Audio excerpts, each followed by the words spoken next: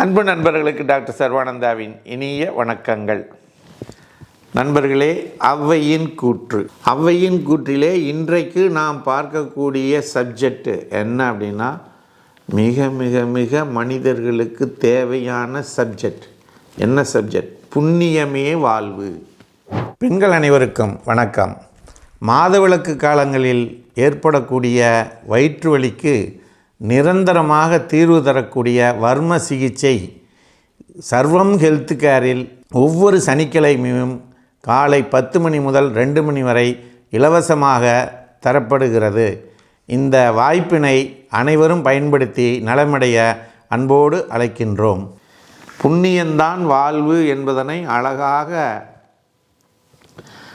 ஔவை இந்த 4 வரி பாடல்களிலே சொல்லியிருக்கிறாள்.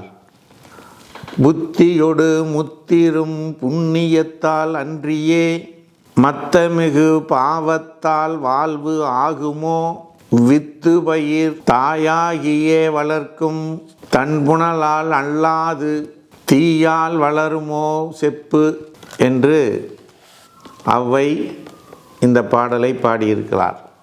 அதாவது இந்த பாடல் மூலமாக ஔவை உலகத்திற்கு அழகான ஒரு விஷயத்தை சொல்லியிருக்கிறார். என்ன அப்படின்னா, விதைத்த பயிர் வளர்வதற்கு, தன் குழந்தை வளர்வதற்கு தாய்ப்பால் கொடுக்கிறாளோ, அதுபோல நிலத்திலே விதைக்கக்கூடிய பயிர்கள் வளர்வதற்கு தாயாகிய தாய்போல் இருந்து அந்த பயிரை வளர்க்கக்கூடிய சக்தியினை நீர் தருகிறது. அப்படி தண்ணீரால் வளர்க்கப்பட்ட அந்த பயிர் நல்ல வளர்ந்து பூ பூத்து காய் காய்த்து பலனை மக்களுக்கு கொடுக்கிறது. அப்படிப்பட்ட அந்த பயிரை தீயால் வளர்க்க முடியுமா? தண்ணீருக்கு பதிலாக தீயால் அதை வளர்க்க முடியுமா? முடியாது இல்லையா? அப்படி தீயால் வளர்ந்தால் என்ன ஆகும்? எரிஞ்சு போயிடும், சாம்பல் ஆயிடும். ஆனால் அந்த விதைத்த பயிர் வளர்வதற்கு தாய் போல தண்ணீர் இருந்து வளர்க்கிறது. அதுபோல் ஞானத்தோடு, ஞான அறிவோடு இருக்கக்கூடியவர்கள் தான் நல்ல மோட்சத்தை அடைய முடியும். இந்த பிறப்பினுடைய இலக்கை அடைய முடியும். அதற்கு அவர்கள் புண்ணியம் செய்ய வேண்டும் என்று சொல்லுகிறார். புண்ணியம் அப்படின்னா என்ன? சிம்பிளாக சொல்லலாம் அப்படின்னா,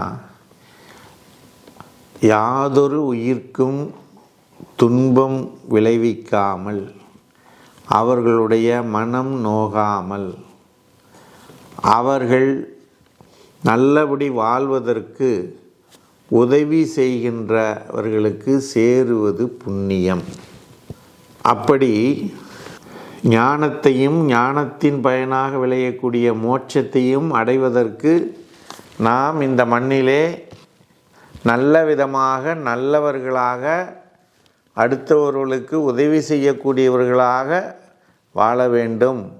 அப்பொழுதுதான் இந்த பிறவி பயனை இறுதியாக இறைவனடியை சேர முடியும். அப்படி புண்ணியத்தால் பெற வேண்டிய அந்த மோட்சத்தை பாவம் செய்பவர்கள் பெற முடியுமா? முடியாது. அடுத்தவர்களை இம்சைப்படுத்தி, அடுத்தவர்களை துன்புறுத்தி, அடுத்தவர்களுடைய துக்கத்திலே சுகம் காணக்கூடியவர்களால் அது முடியாது. அது பாவச் செயல்கள். அதனால் நம்முடைய வாழ்க்கை மிக சிறப்பாக இருக்க வேண்டும் என்று சொன்னால், நாம் இந்த மண்ணிலே வாழக்கூடிய நாட்களிலே எல்லோரும் நல்லபடியாக இருக்க வேண்டும் என்று பிரார்த்தனை செய்வதோடு மட்டுமல்லாமல், நம்மால் இயன்ற அளவிற்கு அவர்களுக்கு நல்ல வகையிலே உதவி செய்வதும் நமக்கு புண்ணியம் சேரும். அதன் மூலமாக நமக்கு இறுதி நாட்களிலே இந்த உலகை விட்டு செல்லுகின்ற பொழுது இறைவனடி சேர்வோம். மீண்டும் பிறப்பில்லாத நிலையை அடைய முடியும் என்பதனைத்தான் இந்த பாடல் உலகத்திற்கு சொல்லுகிறது. ஆகவே நண்பர்களே, இந்த மண்ணிலே பிறந்த ஒவ்வொருவரும் அடுத்தவர்களுக்கு துன்பம் தராமல் நல்லது செய்ய முடியவில்லை என்றாலும் கூட தீயது செய்யாமல் வாழ்ந்தாலே அவர்களுக்கு புண்ணியம் சேரும்.